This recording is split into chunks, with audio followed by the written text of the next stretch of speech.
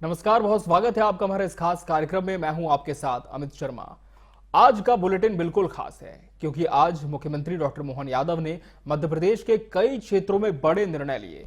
कहीं नई road transport व्यवस्था आकार ले रही है, कहीं पर्यटन को उद्योग का दर्जा देने की तैयारी है, कहीं भोपाल की संस्कृति को नया आयाम दिया गया, कहीं सिंहस्थ 2028 पर फोकस बढ़ा, कहीं भारत आसियान सहयोग में मध्य प्रदेश की अहम भूमिका नजर आई और कहीं विज्ञान की दुनिया में बच्चों को नई दिशा देने की बात हुई।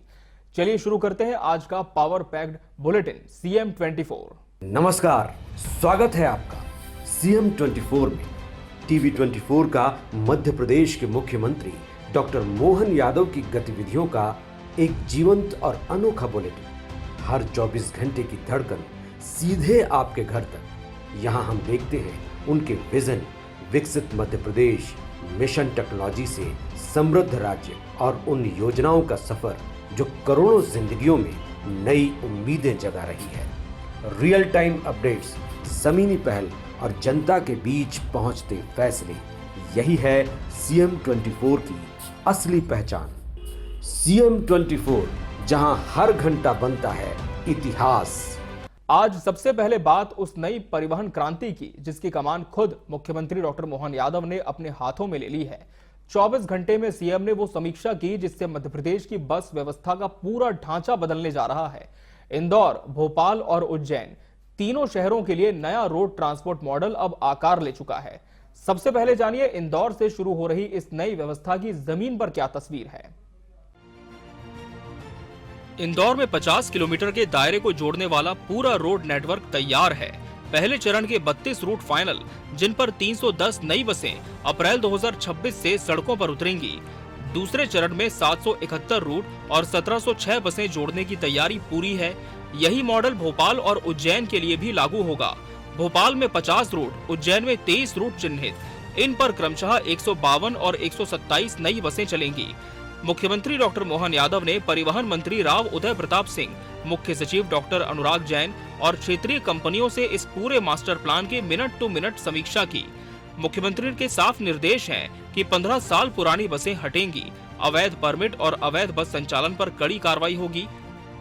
तो अब गांव के अंदर जाने के लिए सरकारी बसों की आवश्यकता पड़ रही है। पहले बच्चों को तो मालूम नहीं है, लेकिन बड़ों को मालूम है। पहले राज्य परिवहन निगम चलता था, उससे लोग अपने मुकाम पे पहुंचा करते थे। अब मोटरसाइकिल से आना पड़ता है। मोटरसाइकिल सबके घर में होती नहीं है, गरीब आदमी परेशान रहता है।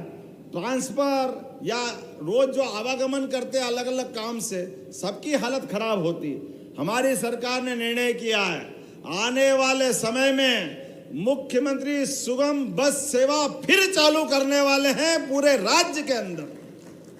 फिर सरकारें बसें दिखाई देगी आवागमन की सुविधा देने के लिए सारे प्रकार से।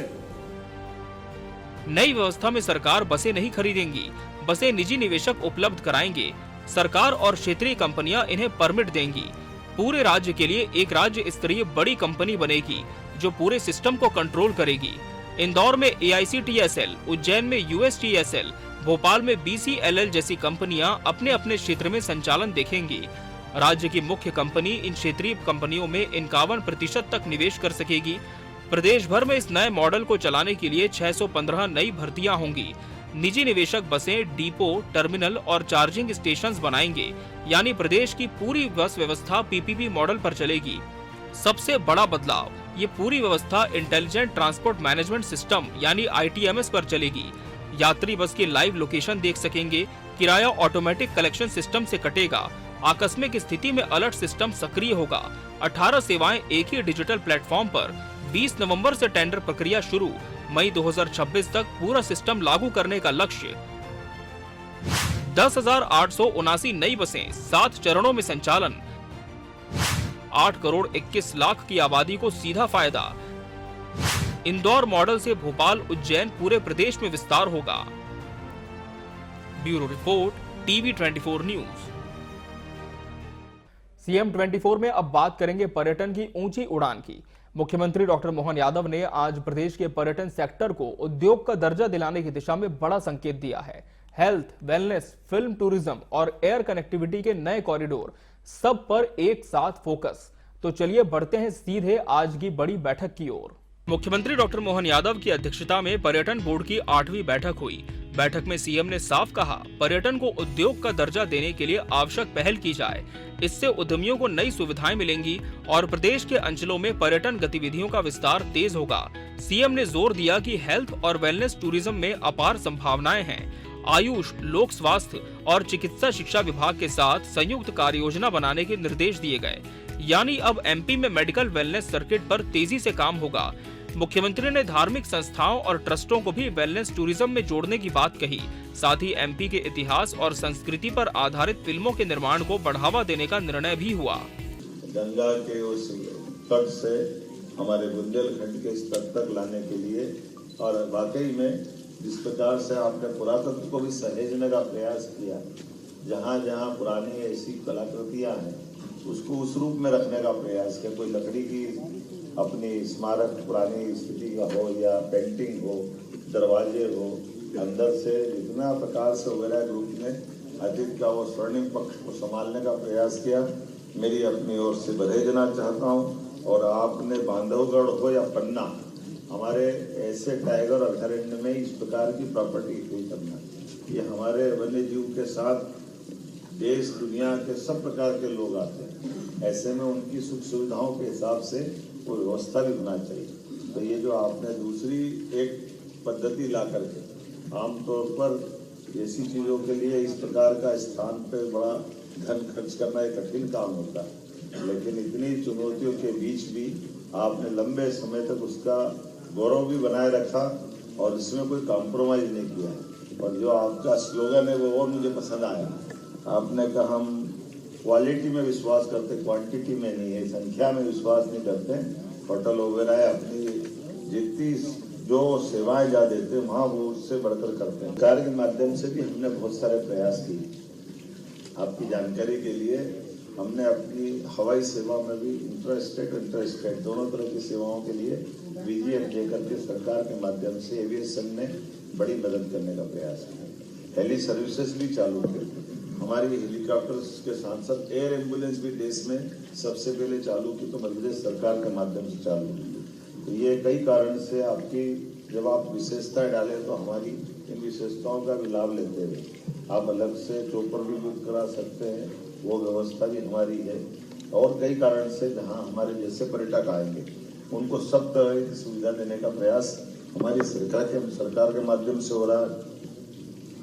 और इसीलिए मैं जब देख रहा हूँ कि हमारे आंकड़े देखें पर्यटकों के, तो पर्यटकों में 526% की वृद्धि, ये बहुत बड़ी वृद्धि होती है। जोरदार अभिनंदन।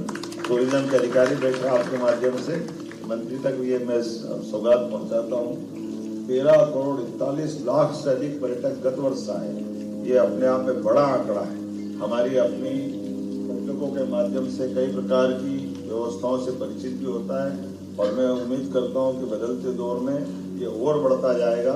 मेरी अपनी ओर से पुनः आप सबका वंदन, अभिनंदन। पर्यटन बोर्ड की बैठक में हेली टूरिज्म भी चर्चा का बड़ा विषय रहा। PM Shri tourism helicopter service के तहत 3 बड़े सेक्टरों पर सर्वे और तैयारी जारी है। इंदौर, उज्जैन, ओंकारेश्वर, भोपाल, मढ़ई, पचमढ़ी, जबलपुर, बांधवगढ़, कान्हा। इन्हीं के साथ सिंहस्थ 2028 की तैयारियों, साहसिक पर्यटन, जल पर्यटन और ग्रामीण टूरिज्म को बढ़ावा देने पर भी विस्तृत चर्चा हुई। प्रदेश को राष्ट्रीय और अंतर्राष्ट्रीय पर्यटन मानचित्र पर मजबूत पहचान दिलाने के लिए ब्रांड एमपी कैंपेन को और मजबूती से करने के निर्देश दिए गए। Bureau report, TV 24 news. अब बात उस शहर की जिसकी हवा में ही मेला संस्कृति बसी है, भोपाल, जहां मेले सिर्फ आयोजन नहीं बल्कि पहचान है। और इसी पहचान को नई ऊंचाई देने पहुंचे मुख्यमंत्री डॉक्टर मोहन यादव, जिन्होंने 33वें भोपाल उत्सव मेले का शुभारंभ करते हुए बड़ा संदेश दिया। देखिए ये रिपोर्ट। भोपाल के दशहरा मैदान में रोशनी, रंग और रौनक के बीच मुख्यमंत्री डॉक्टर मोहन यादव ने 33वें भोपाल उत्सव मेले का दीप जलाकर शुभारंभ किया और साथ ही एक मजबूत संदेश दिया। भोपाल की मेला संस्कृति ही इसकी पहचान है, इसे जीवित रखना हमारी जिम्मेदारी है। खास करके संस्थापक, संपादक और सभी प्रकार की व्यवस्थाओं में रमेश जी के जीवन के ये पक्ष भी बहुत जोरदार है। कहीं दशहरा है वो हर साल मनवाते थे, मेले के इस शुभारंभ के अवसर पर भी उनको स्मरण कर रहे हैं। समाचार पत्र के साथ इन सारी बातों से सरोकार रखना, ये उनके बहुआयामी व्यक्तित्व की पहचान भी है। इंदौर में भी ऐसी कई सारी चीज़ें उनने शुरुआत करी और भास्कर के संचालन के साथ साथ भास्कर की धाक साख, उसकी अपनी पाक साफ अलग दुनिया, ऐसे में अग्रवाल जी इस परंपरा को चला रहे हैं, आपका अभिनंदन। मेले के साथ सच में जीवन भर व्यक्ति अकेला, और ये जीवन भी 2 दिन का मेला है हमारे लिए, ये अलग दुनिया है। कोई समझ ले कि मैं जीवन भर के लिए हूँ, तो ये वाकई 4 दिन का मेला है और एक एक दिन को एक एक हिस्से में हमारे 4 जीवन के महत्वपूर्ण पड़ाव में से माना गया। लेकिन मेले में कई सारे जाने अनजाने इस क्षेत्र की हुनर वाले भी मिलने जुलने के बहाने से मेला संस्कृति हमारी मानवीयता के सांस्कृतिक और सभी प्रकार के संबंधों को प्रगाढ़ करती है। और ऐसा माना जाता है कि राजनीतिक राजधानी, और ये भोपाल का तो प्रादुर्भाव अलग कारण से हुआ था, लेकिन भोपाल आज देश का सबसे अच्छा शहर बन गया।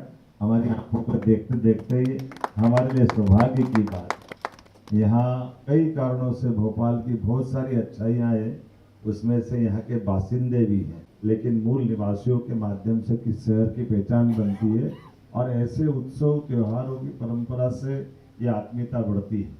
मेरी अपनी ओर से ये बात सही है कि आज मैंने समय में थोड़ी सी कठिनाई थी, लेकिन जब आप दिल से बुलाओगे तो रास्ता निकलते ही निकलता है।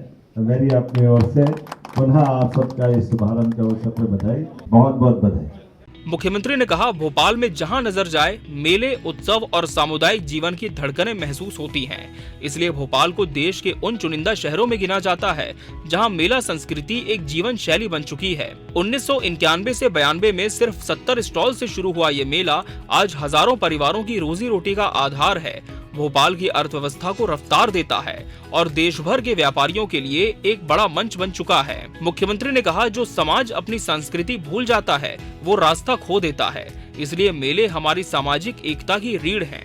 नए दौर का ये भोपाल उत्सव मेला फर्नीचर से इलेक्ट्रॉनिक्स, फूड से हैंडलूम, आधुनिक झूलों से लेकर कला संस्कृति तक भोपाल की विविधता का शानदार प्रदर्शन है। मेले में हर साल की तरह इस बार भी सांस्कृतिक कार्यक्रम, कलाकारी और बच्चों के लिए कई मनोरंजन गतिविधियां होंगी। भोपाल की पहचान, भोपाल की धड़कन और भोपाल की परंपरा 33वां भोपाल उत्सव मेला फिर साबित कर रहा है कि राजधानी सिर्फ झीलों का शहर नहीं बल्कि जीवंत संस्कृति का सबसे बड़ा केंद्र भी है। CM 24 पर आगे भी जारी रहेगा CM मोहन यादव का संस्कृति model. Bureau report, TV 24 news. Ujjain में होने वाला सिंहस्थ 2028 इस बार भव्यता और प्रबंधन दोनों का नया मानक तय करने जा रहा है। मुख्यमंत्री डॉक्टर मोहन यादव ने कहा कि तैयारियां तेज हैं और सरकार हर वर्ग की राय के साथ आगे बढ़ रही है। सिंहस्थ को धार्मिक, पर्यटन और ज्ञान विज्ञान के वैश्विक मंच में बदलना लक्ष्य है और इसके लिए केंद्र व राज्य सरकार मिलकर संसाधनों की व्यापक व्यवस्था कर रहे हैं। देखिए ये रिपोर्ट। मुख्यमंत्री ने स्पष्ट किया कि मेला क्षेत्र के विकास में किसानों की भावना और सहमति सर्वोपरि होगी। कोई भी काम बिना संवाद और सहमति के नहीं होगा। साधु संतों, प्रशासन और किसानों से सुझाव लेकर योजनाएं बनाई जा रही हैं ताकि भविष्य में किसी प्रकार की कानून व्यवस्था की चुनौती न खड़ी हो। उज्जैन को विश्वस्तरीय धार्मिक वैज्ञानिक केंद्र के रूप में विकसित करने की दिशा में सरकार गंभीरता से काम कर रही है और सिंहस्थ 2028 को अब तक के सभी आयोजनों से बेहतर बनाने का लक्ष्य रखा गया है। सिंहस्थ 2028 सिर्फ आस्था का पर्व नहीं, मध्य प्रदेश की क्षमता, संस्कृति और प्रबंधन का वैश्विक प्रदर्शन भी होगा। Bureau report, TV 24 news. अब CM 24 में बात भारत आसियान साझेदारी की। मुख्यमंत्री डॉक्टर मोहन यादव ने कहा कि भारत और आसियान का रिश्ता सिर्फ कूटनीति नहीं बल्कि सदियों पुराने सांस्कृतिक और आध्यात्मिक जुड़ाव की जीवंत मिसाल है। प्रधानमंत्री मोदी की एक्ट ईस्ट पॉलिसी ने इस संबंध को नई रफ्तार दी है और अब व्यापार, डिजिटल कनेक्टिविटी, पर्यटन और निवेश में नए अवसर खुल रहे हैं। पेश है ये रिपोर्ट। मुख्यमंत्री डॉक्टर मोहन यादव ने समत्व भवन में आसियान देशों के मिशन प्रमुखों से मुलाकात की। आर्थिक सहयोग, सांस्कृतिक आदान प्रदान और पर्यटन को नई ऊंचाई देने पर गहन चर्चा हुई। भारत की डिजिटल प्रगति और हरित ऊर्जा पहल ने साझेदारी के नए द्वार खोले हैं। मध्य प्रदेश ने भी पर्यटन, निवेश और उद्योग में सहयोग बढ़ाने का प्रस्ताव रखा। भेंट के दौरान पारस्परिक विश्वास और साझा प्रगति के सूत्रों पर विशेष जोर दिया गया। भारत आसियान सहयोग अब नई दिशा और नई गति के साथ साझा भविष्य की मजबूत नींव बन रहा है। Bureau report, TV 24 news. अब सीएम 24 में अगली बड़ी खबर। मुख्यमंत्री डॉक्टर मोहन यादव ने मंत्री परिषद बैठक से पहले कई अहम घोषणाएं की। किसानों, जनजातीय समाज, महिलाओं और निवेश, चारों मोर्चों पर सरकार ने बड़े कदम बढ़ाए हैं।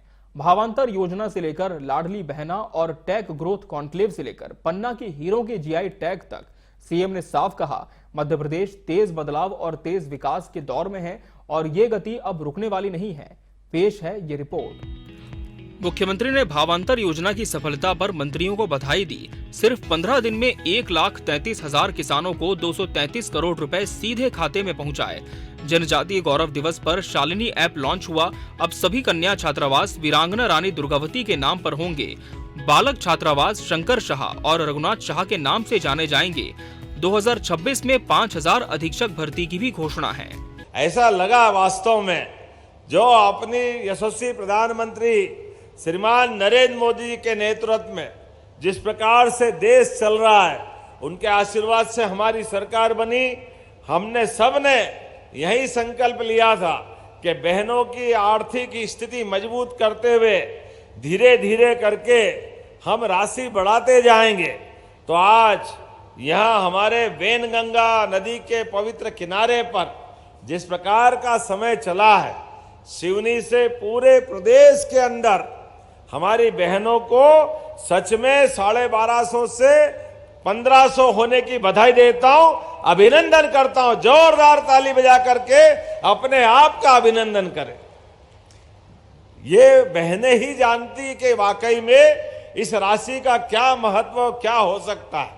लेकिन राशि के अलावा आज एक साथ 2-3 कार्यक्रम यहाँ हुए। उन कार्यक्रमों पे बात करूंगा अभी बाद में, लेकिन पहले तो लाडली बहनों की बात होना चाहिए। बहनों, आपके जीवन में हमें ये आनंद है, हमारी सरकार बनने के बाद, मोदी जी की सरकार के बाद, अब हर महीने रक्षाबंधन और भाई दूज हो रहा है। ये सौभाग्य की बात है, आपके हाथ में राशि पहुंचते हुए ही ऐसा लगता है कि बहनों का आशीर्वाद मिल गया। हमारी तो होली भी हो गई जब आपके हाथ से जो फूलों की पखड़ियां आई, तो क्या होली न क्या दिवाली, एक साथ आनंद आ गया। जोरदार अभिनंदन इस माध्यम से भी। लाडली बहना योजना में राशि बढ़ाकर 1500 रुपए, अब तक 44,900 करोड़ से अधिक का अंतरण। पन्ना के हीरों को जीआई टैग, अंतर्राष्ट्रीय पहचान और रोजगार के नए अवसर। इंदौर के टेक ग्रोथ कॉन्क्लेव से 15,996 करोड़ का निवेश और 64,085 नए रोजगार। आयोजित कार्यक्रम में 9 कंपनियों को भूमि आवंटन के आशय पत्र। स्पेस टेक नीति 2025 के मसौदे का अनावरण। Madhya Pradesh space tech economy में नई छलांग। कृषि से तकनीक, जनजाति से महिला कल्याण तक मध्य प्रदेश विकास की नई दिशा तय कर रहा है। Bureau report, TV 24 news. Madhya Pradesh के मुख्यमंत्री डॉक्टर मोहन यादव आज सिर्फ एक प्रशासक नहीं बल्कि न्यू इंडिया के साइंस विजनरी बनकर मंच पर उतरे। जहां बच्चे मॉडल लेकर आए थे, वहां सीएम साहब भविष्य लेकर पहुंचे। 52वीं नेशनल चाइल्ड साइंटिस्ट एग्जीबिशन में आज का दिन विज्ञान का नहीं, विजन का दिन रहा। पेश है ये रिपोर्ट। मुख्यमंत्री डॉक्टर मोहन यादव का प्रवेश और पहला सलाम मिलता है एक रोबोट से, यानी नए भारत की नई पहचान। Innovation meets governance. उन्होंने मौका मिलते ही मंच से एक सीधी बात कही, जिस देश ने ऋषियों से विज्ञान पाया, वो बच्चों से भविष्य पाएगा। पीएम मोदी के नेतृत्व में भारत आज मून मिशन से गगनयान तक दौड़ रहा है और मुख्यमंत्री डॉक्टर मोहन यादव इस दौड़ में मध्य प्रदेश को भारत की साइंस कैपिटल बनाने पर जुटे हैं। बाल वैज्ञानिकों के 240 इनोवेटिव मॉडल देखकर सीएम का अंदाज और अलग था। जहां दूसरे नेता फोटो खिंचवाते हैं, वहां सीएम स्टॉल पर बैठकर बच्चों से वैज्ञानिकों की तरह सवाल करते दिखे। उन्होंने कहा, आज के बच्चे कल के विक्रम साराभाई, भाभा और कलाम हैं। बस हमें उनकी जिज्ञासा को मंच देना है। स्टेज पर जब उन्होंने भारत की प्राचीन वैज्ञानिक परंपरा का जिक्र किया, तो पूरा हॉल उस इतिहास से जुड़ गया जहां ऋषि भारद्वाज का विमान, आर्यभट्ट का शून्य, भास्कराचार्य की ग्रह गति और पतंजलि का योग विज्ञान आज के माइक्रोचिप्स और एआई मॉडल में सांस लेते नजर आए। हमारे लिए अतीत के काल की बात अगर कहें तो अगर हम अपने विद्वानों के साथ ऋषि और मुनि, ये दो शब्द हैं, ये दोनों शब्द का मर्म अगर समझेंगे तो हमारी वैज्ञानिक परंपरा को समझने के लिए हमको सरलता हो जाएगी। मुनि बोलते ही मुनि के लिए वो विवाह नहीं करते, घर गृहस्थी नहीं बनाते हैं, लेकिन ऋषि परंपरा हमारी न्यूनतम आवश्यकताओं के साथ जीवन यापन करते हुए सुदूर जंगल वन में अपने जीवन यापन के साथ समाज के लिए किसी भी क्षेत्र में अलग अलग प्रकार के विद्वानों की लंबी परंपरा किसी देश में है, हमें गर्व है वो भारत देश है जिसको हम अपने लिए एक अलग आदर से देखते हैं। इसीलिए उन परंपराओं के बलबूते पर जब विमान शास्त्र की बात करते हैं तो ऋषि भारद्वाज याद आते हैं। पुष्पक विमान हमको भगवान राम के काल में दिखाई देता है। जब शून्य की तरफ देखते हैं तो आर्यभट्ट की तरफ ध्यान जाता है। जब भास्कराचार्य के पास जाते हैं तो ग्रहों की गति बताई जाती, पतंजलि ने योग। लेकिन आज तो मैं आपके बीच हमारी प्रतिभाओं में कोई वराहमिहिर, कोई आर्यभट्ट, कोई भाभा, कोई विक्रम साराभाई, ऐसे कलाम साहब की प्रतिभा देख रहा हूं। इतने अच्छे अच्छे स्टॉल, और आपको देख करके अब हमारा विक्रमादित्य का ये पूरा पुरातन काल, जब विक्रमादित्य और नवरत्नों का समय चल रहा था, यशस्वी प्रधानमंत्री के नेतृत्व में सभी प्रतिभाओं को उसी प्रकार से प्रोत्साहन देने का समय भी है। सच्चे अर्थों में विद्या के लिए इसी बात की तो आवश्यकता है। विद्या के लिए 6 गुण है, जिसमें विद्या, तर्क, विज्ञान, स्मृति, तत्परता और क्रियाशीलता, ये 6 गुणों के आधार पर हमारा अपने जीवन से विज्ञान की गति आगे बढ़ाई जा सकती है। आइए हम सब मिलकर के इसी प्रकार से जीवन भर लोगों के, समाज के और पृथ्वी के साथ पूरे ब्रह्मांड की बेहतरी के लिए सारे रहस्यों को खोलते जाएं। मेरी अपनी ओर से शुभकामना, बधाई। उन्होंने साफ संदेश दिया, एमपी सिर्फ आईटी हब नहीं, इनोवेशन हब बनेगा। आईसीटी लैब बढ़ाने, वैज्ञानिक सोच को स्कूलों तक पहुंचाने और बच्चों को ग्लोबल इनोवेशन रेस में आगे लाने की बात भी मुख्यमंत्री ने जोर से कही। मुख्यमंत्री ने कहा, जिस बच्चे के हाथ में मॉडल है वही देश को भविष्य का मॉडल देगा। जिज्ञासाओं के माध्यम से सच्चे अर्थों में विद्या के लिए इसी बात की तो आवश्यकता है। विद्या के लिए 6 गुण है, जिसमें विद्या, तर्क, विज्ञान, स्मृति, तत्परता और क्रियाशीलता, ये 6 गुणों के आधार पर हमारा अपने जीवन से विज्ञान की गति आगे बढ़ाई जा सकती है। आइए हम सब मिलकर के इसी प्रकार से जीवन भर लोगों के, समाज के और पृथ्वी के साथ पूरे ब्रह्मांड की बेहतरी के लिए सारे रहस्यों को खोलते जाएं। 900 छात्र, 240 मॉडल, इनोवेशन महाकुंभ, उज्जैन से विज्ञान, भोपाल से नवाचार और मध्य प्रदेश से भारत को नया वैज्ञानिक युग देने की तैयारी। आज मुख्यमंत्री डॉक्टर मोहन यादव ने साफ कर दिया, बच्चों का विजन ही भारत का मिशन है। Bureau report, TV 24 news. इसी के साथ हमारे इस खास कार्यक्रम में आज के लिए फिलहाल इतना ही। मुझे और पूरी टीम को दीजिए इजाजत। नमस्कार।